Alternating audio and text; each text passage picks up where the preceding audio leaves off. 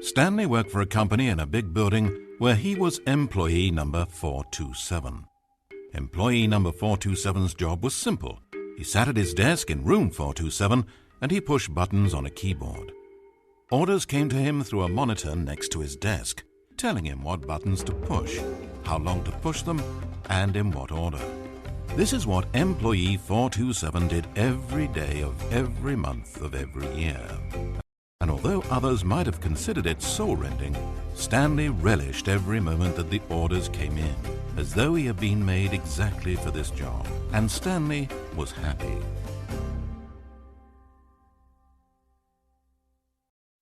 And then one day something very peculiar happened. Something that would forever change Stanley. Something he would never quite forget. He had been at his desk for nearly an hour when he realized that not one single order had arrived on a monitor for him to follow. No one had showed up to give him instructions, call a meeting, or even say hi. Never in all his years at the company had this happened, this complete isolation. Something was very clearly wrong. Shocked, frozen solid, Stanley found himself unable to move for the longest time. But as he came to his wits and regained his senses, he got up from his desk and walked out into the hallway.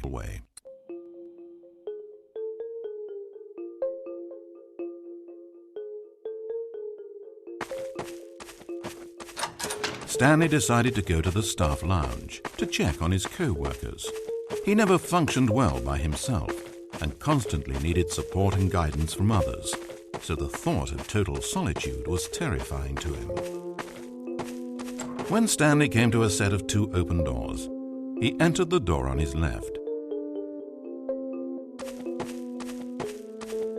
This was not the correct way to the employee lounge, and Stanley knew it perfectly well.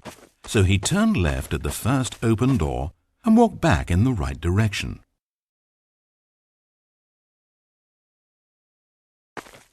Yep. Stanley was so bad at following directions, it's incredible he wasn't fired years ago. Maybe this is why everyone had left. No one wanted to be around someone as bad at listening as him. And since he was walking into the middle of nowhere and thus ruining the entire story, Stanley decided that he would punish himself. So when he came to the elevator and the doors opened, he stepped inside and pushed the button to go up. Yep.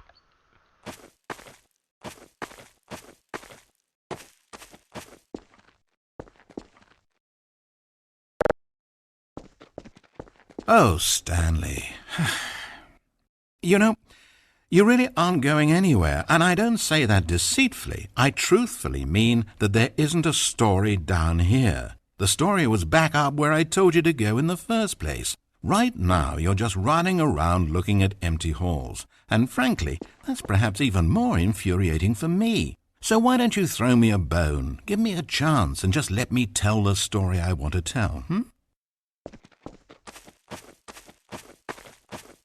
Yeah guys, welcome to the Stanley Parable. I thought I'd do a quick mod today. This is available on ModDB. So Now listen carefully. This is important. Stanley walked through the red door.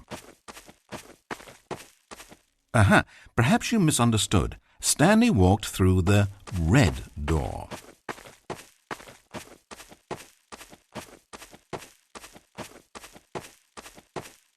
I still don't think we're communicating properly. Stanley walked through the red door. I have a feeling he wants me to go through the red door.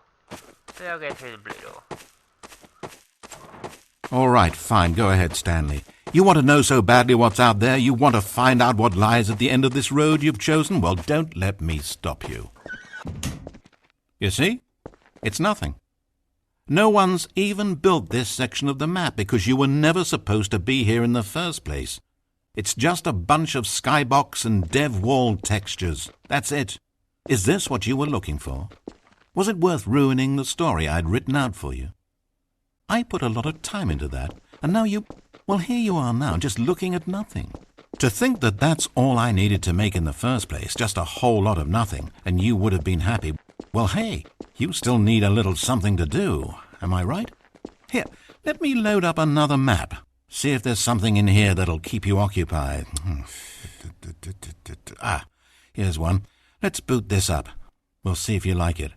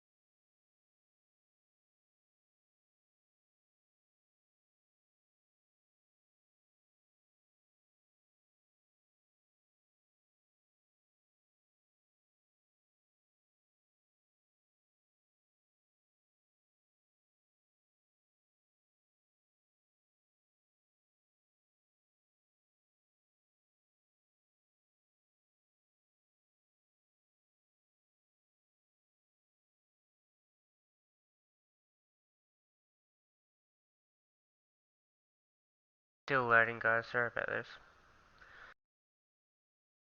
So I haven't downloaded the full complete SDK that it needs, so it's got to download the bits and pieces as it gets to it.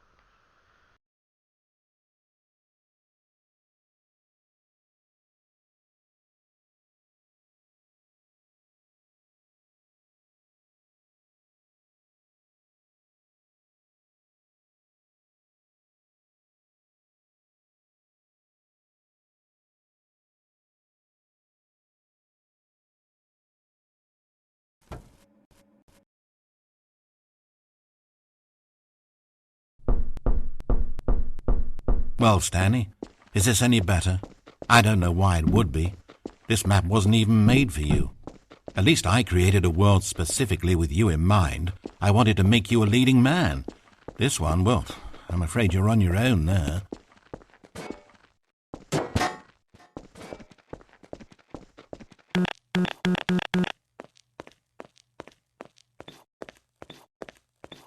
Stanley was fat and ugly and really, really stupid. He probably only got his job because of a family connection. That's how stupid he is. That, or with drug money. Also, Stanley is addicted to drugs and hookers.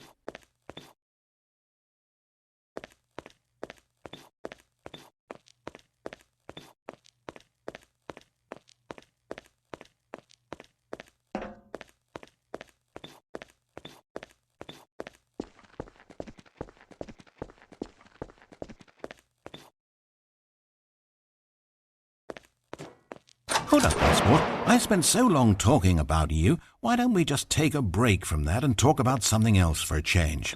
Let's see. Well, according to Wikipedia, more than 90% of the night sharks caught off northeastern Brazil contain mercury concentrations higher than that considered safe by the local government. Now, this is fascinating. Don't you want to know more about the night sharks? Oh, no, of course not. All you want to hear about is yourself, isn't it? Well, fine. You haven't listened to me once so far. I can't expect you to turn that around now, can I?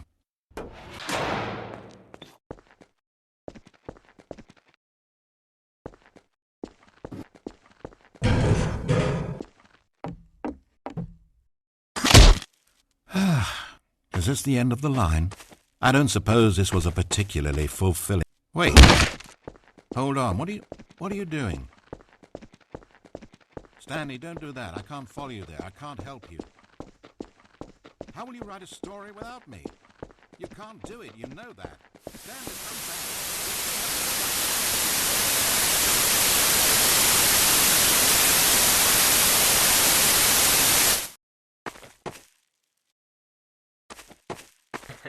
That's where we started.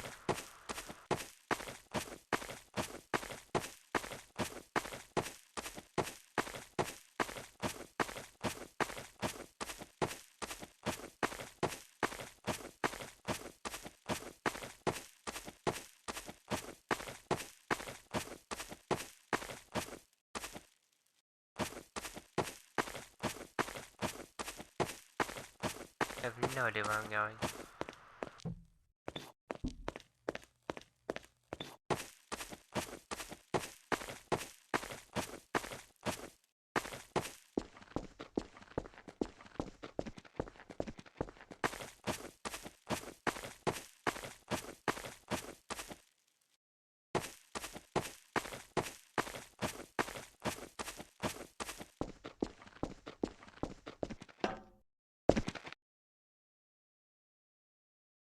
It's sad, I know, but all stories must come to an end.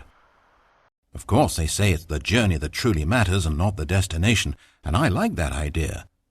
To think we might value the paths we walk as much as the places they lead us. Now, I don't know what sort of story you've ciphered out of that world you've made for yourself, but I hope that being the leading man was everything it's cracked up to be.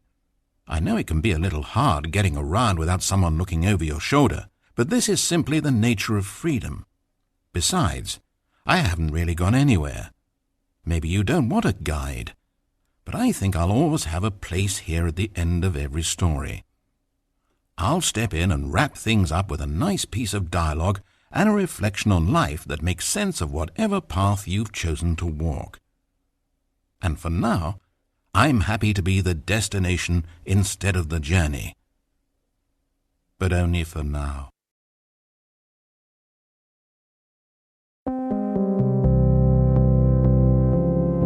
No, that's the end of that part of the story. Let's try it again. This time we'll walk a different path.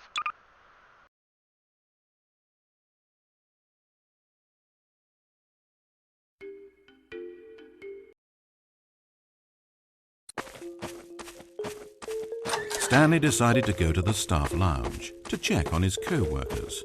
He never functioned well by himself and constantly needed support and guidance from others, so the thought of total solitude was terrifying to him. When Stanley came to a set of 2 open doors, he entered the door on his left.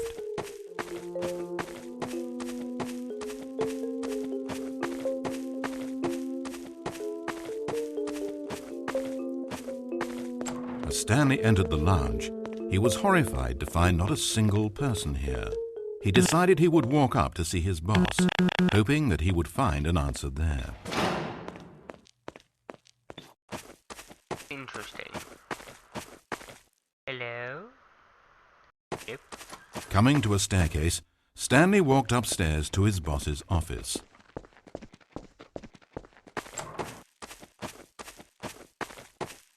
Entering his manager's office, Stanley was once again stunned to discover not an indication of any human life. It was at this point that he began to feel dizzy and a little sick, and even thought he might pass out, when suddenly he noticed a keypad next to the filing cabinet in the corner of his boss's office. Stanley had never seen this panel, yet incredibly, by simply pushing random buttons on the keypad, Stanley happened to input the correct code by sheer luck. Amazing. Stanley ventured forth into the newly opened passage. As he drew deeper into the bowels of the building, Stanley had no idea where he was or what this place held. And just as he began to think he might not discover a thing, he emerged into a long room to find rows and rows of monitors, screens with a number above it. Stanley noticed, however, that these were not random numbers, but the number of employees who worked in the building, his co-workers. Even his own number,